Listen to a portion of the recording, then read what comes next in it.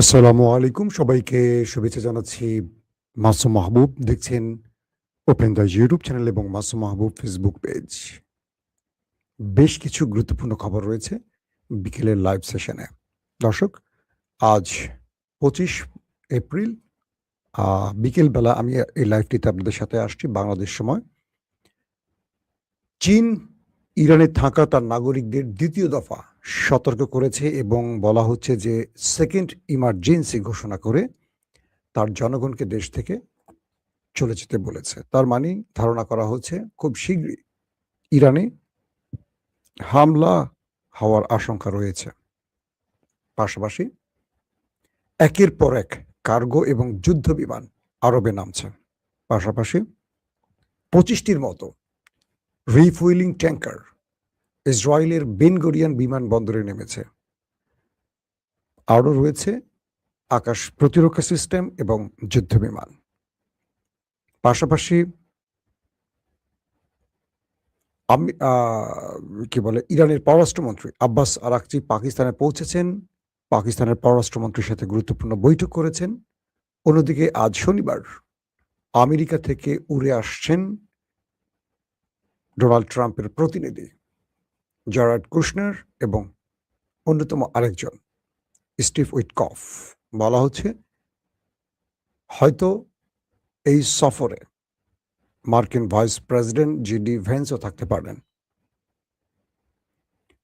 একদিকে ইরান আক্রমণে প্রস্তুত, অন্যদিকে ইরানের সাথে আলোচনায় প্রস্তুত আমেরিকা। দুটো পথ খোলা রেখে কি করতে চায় আমেরিকা? ইরান বলছে আমরা শত্রুকে উচিত জবাব দেওয়ার জন্য প্রস্তুত আছি। শত্রু যেটা চাইবে সেটাই হবে। প্রিয় দর্শক, আজকে অনেকগুলো খবর দেব। আমি শিরোনাম হয়তো ২-৩টা বলেছি, কিন্তু অনেকগুলো খবর আমাদের হাতে আছে। আশা করি পুরো ভিডিওতে আমাদের সঙ্গে থাকলে সবগুলো খবর পাবেন একসাথে। আসেন আমি একটা একটা করে আপনাদের খবর দেওয়ার চেষ্টা করছি। একটা ভালো খবর আছে যে ইরানের পক্ষ থেকে জানানো হয়েছে যে ইরানের যারা মিত্র রয়েছে হরমুজ প্রণালীতে তাদের কোনো টোল দিতে হবে না, তাদের টোল ফ্রি হয়ে যাবে। এখন পর্যন্ত যে তথ্যটা জেনেছি, যদিও ইরানের পক্ষ থেকে চূড়ান্ত করে দেশগুলোর নাম ঘোষণা করা হয়নি, তবে কূটনৈতিক পর্যায়ে যে নামগুলো এসছে সেখান থেকে আমি আপনাদের জানাবার চেষ্টা করছি। একটি নাম রয়েছে, অর্থাৎ যারা ইরানের বন্ধু হিসেবে বিবেচিত, এর মধ্যে অন্যতম একটি দেশ বাংলাদেশ, রয়েছে পাকিস্তান, রয়েছে ভারত, রয়েছে চীন এবং রাশিয়া। পাশাপাশি ইউরোপ ইরানের উপরে তার নিষেধাজ্ঞা তুলে নিতে পারে এমন প্রস্তাবনা ইউরোপের ভেতর থেকে ইরানে পাঠানো হয়েছে, এমন একটি তথ্য পাওয়া গেছে। হরমুজ প্রণালী বন্ধের পর সবচেয়ে বেশি বেকায়দা ইউরোপ পড়েছে। তো ইউরোপ ইরানকে নেপথ্যে হোক প্রকাশ্যে হোক কিছু বার্তা পাঠাচ্ছে। তার মধ্যে একটি যে ইরান যদি হরমুজ প্রণালী ইউরোপের দেশগুলোর জন্য খুলে দেয়, উন্মুক্ত করে দেয়, তাহলে ইউরোপ ইরানের উপর যে আমেরিকার ঘোষিত নিষেধাজ্ঞা এগুলো তুলে নিতে পারে। আর ইরান বলছে তারা আমেরিকার কোনো মিত্রকে ছাড় দেবে না, যেহেতু তারা পূর্বে ইরানের উপর অনেকগুলো স্যাংশন দিয়েছে, নিষেধাজ্ঞা দিয়েছে, তাই তারা ইউরোপকে এখান থেকে কোনো প্রকার ছাড় দেবে না। তবে ইউরোপ যদি ইরানের উপর থেকে নিষেধাজ্ঞা তুলে নেয় প্রকাশ্যে ঘোষণা দিয়ে, সেই ক্ষেত্রে হয়তো ইরান ছাড় দিতে পারে। এটা এখনো ইরান জানায়নি যে ছাড় দেবে কিনা, বাট তারা ইউরোপকে ছাড় দিচ্ছে না এখন পর্যন্ত, এটা কনফার্ম। আমেরিকা ইসরায়েলের কোনো মিত্রকে এখনো ছাড় দিতে প্রস্তুত নয় ইরান, এটি মোটামুটি জানা গেছে। দর্শক, আব্বাস আরাকচি পৌঁছে গেছেন পাকিস্তানে এবং তাকে বিমানবন্দর থেকে রিসিভ করেছেন পাকিস্তানের পররাষ্ট্রমন্ত্রী ইসাকদার, ফিল্ড মার্শাল আসিম মনির, সেনাপ্রধান আর কি। তো বলা হচ্ছে যে তিনি ইতিমধ্যে পাকিস্তানের যিনি পররাষ্ট্রমন্ত্রী ইসাকদার, তার সাথে গুরুত্বপূর্ণ বৈঠক করেছেন এবং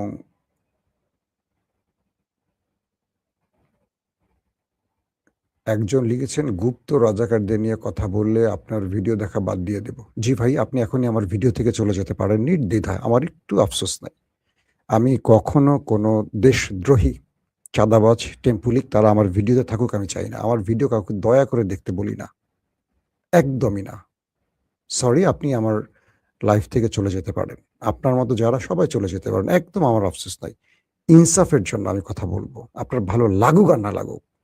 কারণ মৃত্যুর পর আমার আল্লাহকে আমি জবাবদিহি করব, আপনাকে না। আমার দলের কাউকে আমি জবাব দিতে প্রস্তুত নই। কারণ আমার আল্লাহ জবাবদিহি করবে। আর আপনি যে নেতার দাস, চাকর, সেই নেতাও আল্লাহর কাছে মাথা নিচু করে দাঁড়াবে। আমার কাছে সবার আগে দেশ, দেশের জনগণ, কোনো দল নয়। আপনি যে দলটাকে ভালোবাসেন সেই দলটার আপনার চেয়ে আমার গ্রহণযোগ্যতা সেই দলটায় বেশি আছে। ওকে? আমরা মুখ খুললে অনেক ক্ষতি হবে। আপনি কোনো মূল্যবান কিছু না সেই দলটার কাছে, একটা ভোটার মাত্র। আর সেই দলটার জন্য ১৫ বছর আমরা কি করেছি সেটা হয়তো আপনি জানেন না, সেই দলটার মালিক জানে। তো আমরা কথা বলি কেন জানেন? এই দেশটা সঠিক পথে আগাক। এই দেশটা আবার হাসিনার মতো অন্ধকারে না যাক। আবার আমার প্রিয় দলটা হাসিনার মতো পালিয়ে না যাক। একটা সঠিক পথে থাকুক, সেই চেষ্টাটাই আমরা করি। যদি আপনি না বোঝেন, আপনার মতো বেকুব দর্শক আমার দরকার নাই। একটু জ্ঞান বুদ্ধি মাথায় রাখতে হবে। দল করে কিছু চাঁদাবাজি করতে পারবেন, কিছু টেন্ডারবাজি করতে পারবেন। এইটা আপনাদের কাজ। আমাদের এটা কাজ না। একটা সুন্দর দেশ চাই। আপনারা দেশ ছেড়ে আমেরিকা চলে যান, ইংল্যান্ড চলে যান। কেন জানেন? সেখানে রুল অফ ল আছে। সেখানে এরকম মাস্তানি গুন্ডামি নাই। কিন্তু সেই দেশটাকে, আমার দেশটাকে আমরা আমেরিকা, ইংল্যান্ড কেন বানাতে পারি না বলেন?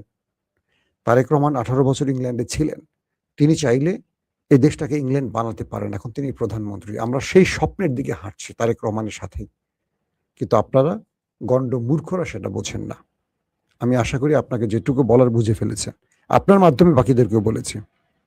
আসেন, এরকম কমেন্ট করবেন যাতে আপনাদেরকে একটু বাসটা ঠিকমতো দিতে পারি। সমস্যা নাই। হ্যাঁ, আমার কোনো কিছু যায় আসবে না। এখন যে বিষয়টি তৈরি হয়েছে যে আব্বাস আরাকচি তিনি স্পষ্ট জানিয়ে দিয়েছেন যে তিনি আমেরিকার সাথে কোনো বৈঠক করবেন না।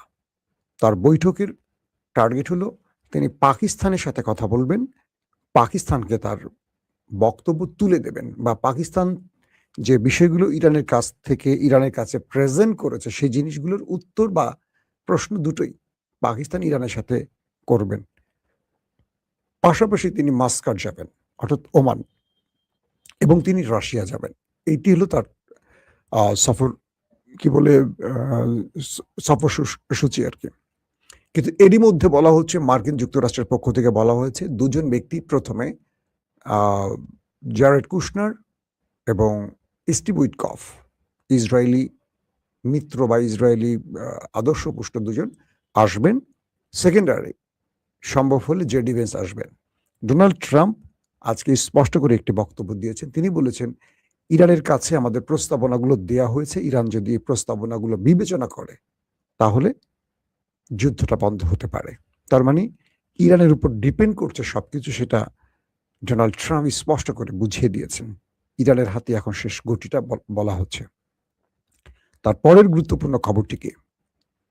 আমি আজকে সকালেও বলেছি, কাল রাতেও বলেছি, চীন তার জনগণকে ইরান ছাড়ার নির্দেশনা পাঠিয়েছে এবং কালকের পর আজকে আবার সেকেন্ড ইমার্জেন্সি জানিয়েছে। মানে চীনের জনগণকে, ইরানে যারা আছেন তাদেরকে বলেছেন দ্রুত ইরান ছেড়ে আসতে।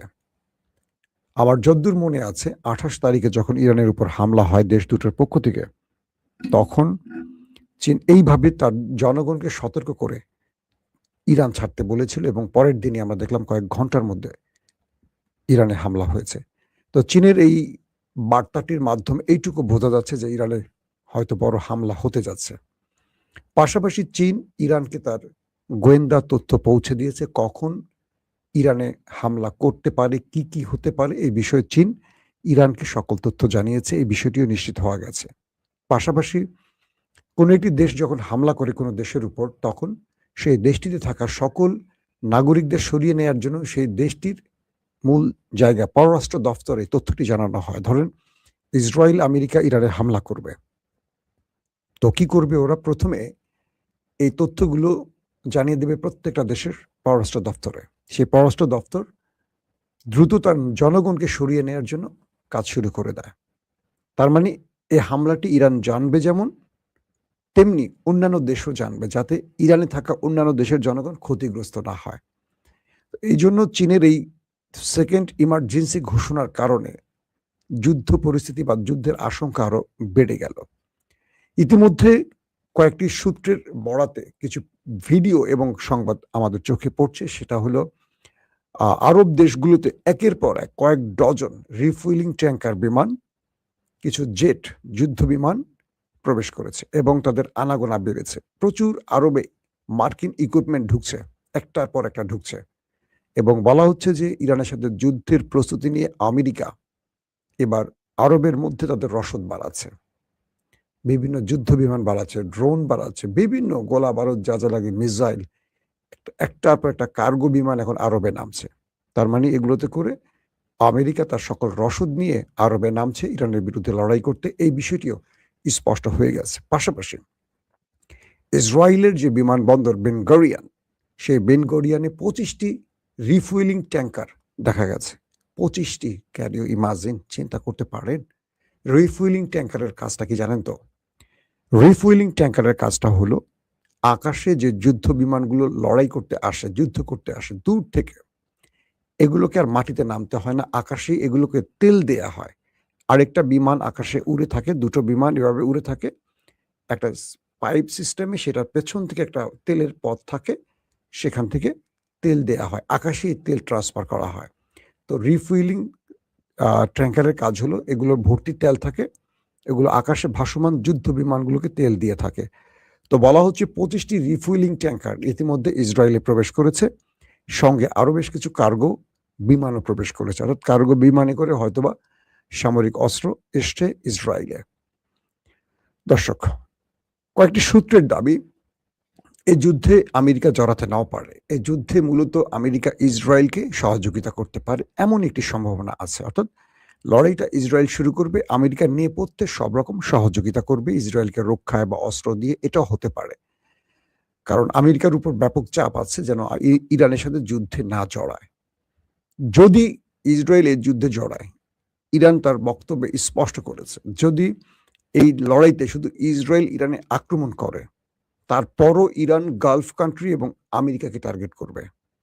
আবার বলছি, যদি এই যুদ্ধে আমেরিকা নিজে না জড়ায় বা গালফ কান্ট্রি না জড়ায়, শুধু ইসরায়েল অ্যাটাক করে ওদের সহযোগিতা নিয়ে, তারপরও ইরান ওই গালফ কান্ট্রি মানে আরব দেশগুলোকে এবং আমেরিকাকে টার্গেট করার ঘোষণা দিয়েছে, মানে হিট করার ঘোষণা দিয়েছে। তার মানে আমেরিকার এই যুদ্ধে নিস্তার নাই, তাকে এখান থেকে ভাগতে হবে, যে কোনোভাবে ভাগতে হবে।